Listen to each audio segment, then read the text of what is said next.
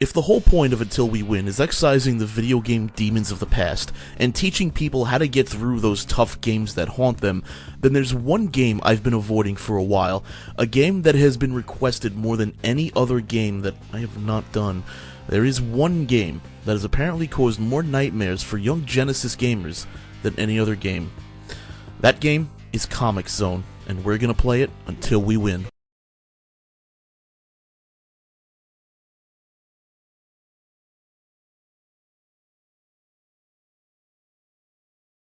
Comix Zone was originally a 1992 conceptual video done by Peter Morwick called Joe Pencil Trapped in the Comix Zone. Eventually, Sega Technical Institute, later known as Sonic Team, took on the challenge of creating this concept.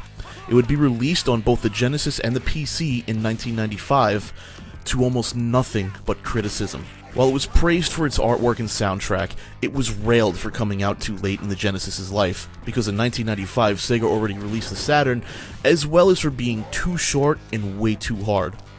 To be fair, this game is both extremely short, containing a total of 3 levels, and extremely difficult. In the first or second stage, you get a chance to try the level again after dying. In any other level, though, you have 1 life, and then you have to restart the game. Considering its short length, you'd think this game wouldn't have a whole lot of variety, but you'd be wrong. There are enough enemies, items, and special moves to keep you entertained throughout the game. First off, the special moves. I have a confession to make. I'm horrible when it comes to special moves. Things like the whirlwind jump kick, somersault leap, and flying dragon kick need some good timing to pull off, and the other special moves, well, they're not all that special. A punch, a high kick, an uppercut, that's just standard fighting moves. Let me give you a bit of warning here. Special moves use up your health, and attacking stationary objects uses your health. So in short, getting hit hurts, hitting things hurts, and getting rid of obstacles in your way hurts. It sucks. There's an inventory in this game, but it's not as extensive as, say, Zelda. But it's not useless either. You get a couple of items to use. Roadkill is your pet rat, and for whatever reason, he's got the ability to find secret items, and he can electrocute enemies. He's like the Sega Genesis version of Pikachu. I don't understand it, but whatever. The superhero item turns Sketch into this classical superhero-style guy that pounds his fist down into the ground and tears the comic book pages open. It's actually a really cool effect for the Sega Genesis, and a deadly result for any enemy that gets in its way. The drink is a power-up that restores about 2/3 of your health. It's the only item in the game that actually restores your health, and it's really hard to find. You get one at the start of the game, and unless Roadkill finds it in a secret spot, you're not gonna see this power-up again. The knife is a basic item and is essentially useless. It does minimal damage, and that's about it. You can use the knife to flip switches, but that rarely comes in handy. You get a knife at the start of the game, so feel free to pick it up, but get rid of it the second you find a better item. The grenade is something that's more useful, but exponentially more dangerous. It's a grenade, and it works for taking out any enemy, say for bosses, or removing obstacles in your way. It's also a grenade and works for removing your limbs. Personally, I recommend using it on locked doors, but it wouldn't be next to the door. The bomb is a lot like the grenade, only you don't throw it. You place it down and run. It basically does the same thing as a grenade, creates a huge explosion. The question mark is a surprise. Pick it up and you'll get a random item, and if you're unlucky, it'll blow up in your face. Surprise! It's Russian roulette! Now when we talk about enemies in this game, we can break it down into a couple of categories: foot soldiers, flying bastards, and bosses. There's exactly one flying creature in this game, but he's a hell of a bastard. He pops up at random spots and at very inconvenient times. The easiest way to kill them is to use a grenade. Barring that, kicking the shit out of them is the best way to eliminate this problem. There's also one enemy that's particularly annoying and yet stupid. It's this scorpion-looking thing.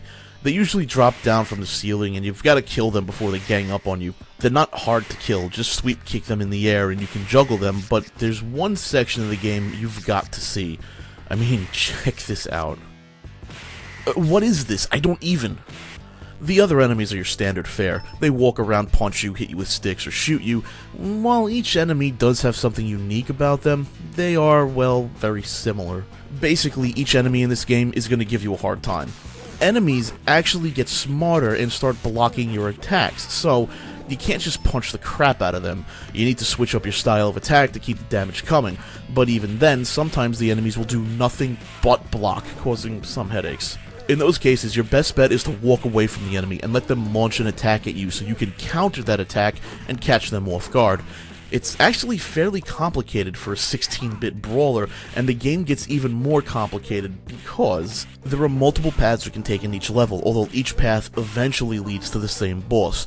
What's interesting here is that each path can branch off into smaller sub-paths, and depending on the path you take, the game could be easier or harder.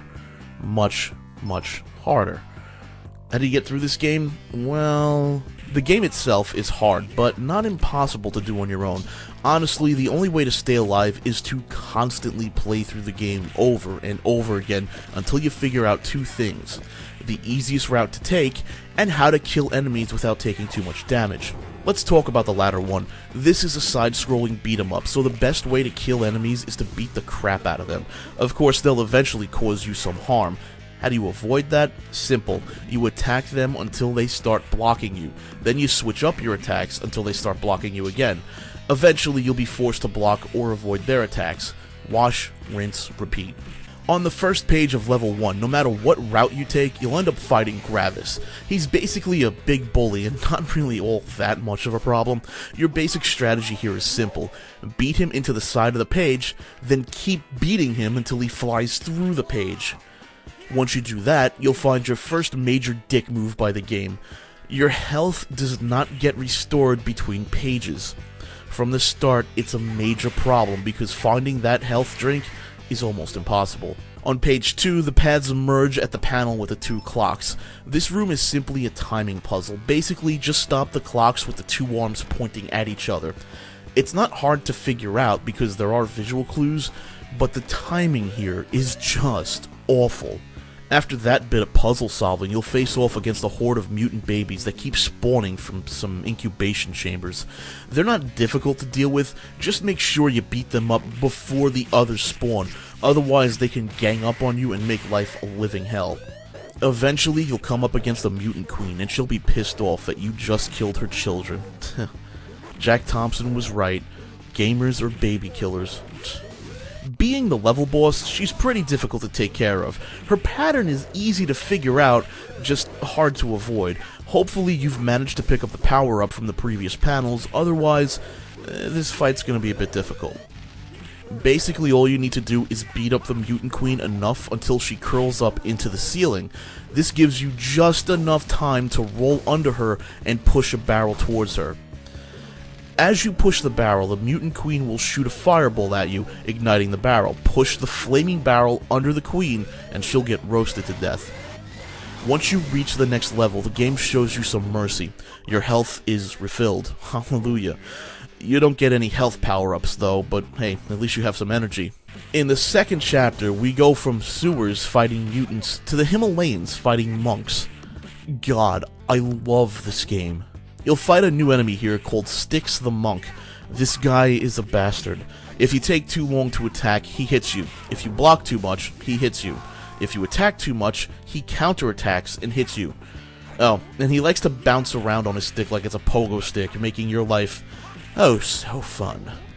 The easiest way to deal with this guy is to either uppercut or dragon kick him. Staying as close to him as possible is also a good way to keep him from using his stick. So basically, run up to him and punch him in the face. After that, the paths split and they'll merge at the Kung Fu tournament. You'll face off against Strigils, Gravis, Styx, and Mongoria. Strigils is pretty easy to deal with. Keep the two of them to one side of the page and keep beating on them until they go down. Gravis is an annoying android that learns your attacks. The trick with him is to mix up your attacks so he doesn't block. Then you face off against Styx, which at this point shouldn't be too much of a problem for you. And then finally, you'll face off against Mongoria. Just use Roadkill. No, I'm serious, Roadkill. Use it. The woman dies from one hit by the rat. Sexism. The final few panels of this page aren't difficult as much as hard to figure out. Does that make any sense? Basically, they're all bits of puzzles you need to figure out.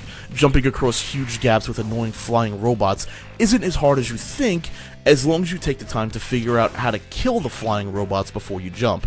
The next page takes place inside the temple, and it's really not all that difficult. There are some sticking points depending on which route you take, but eventually you'll converge to face Kung Fung. Yeah, I said Kung Fung, and this guy is quite possibly one of the most difficult bosses I've ever faced. You're going to die.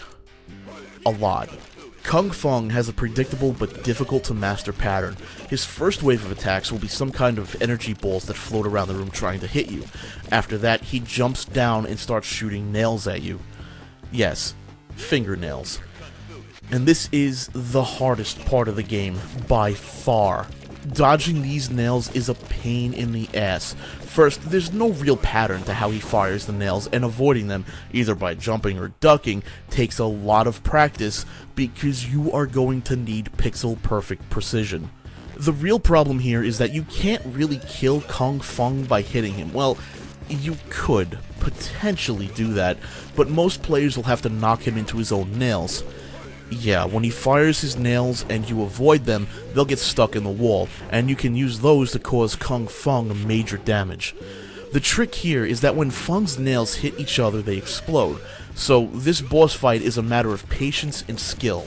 You've got to avoid the nails so you don't die, and you've got to do it long enough so that he can get enough nails to stick in the wall so that you can knock Kung Fung back into them. Of course, it's not that easy.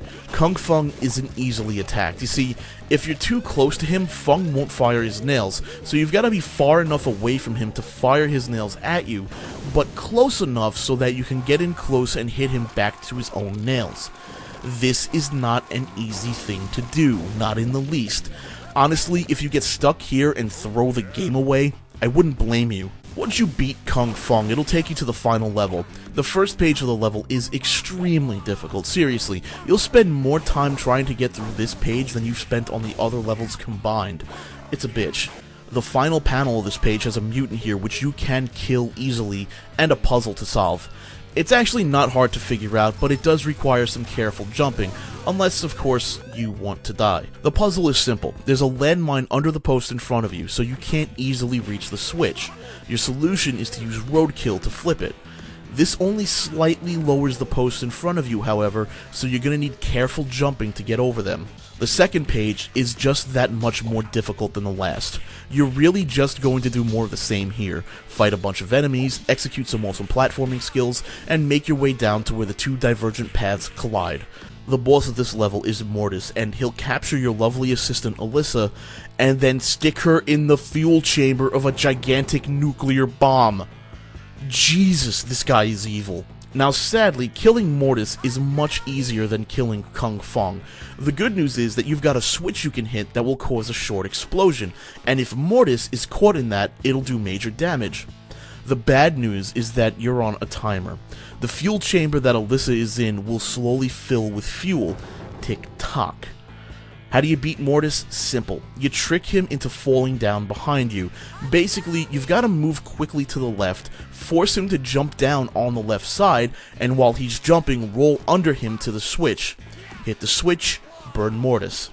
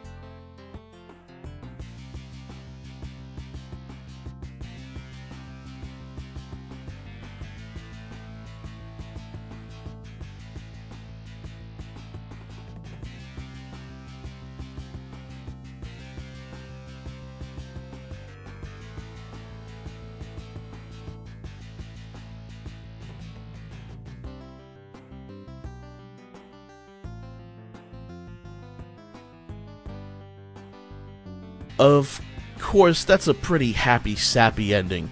If you do what I do and go back and not save Alyssa, well, I'm a prick.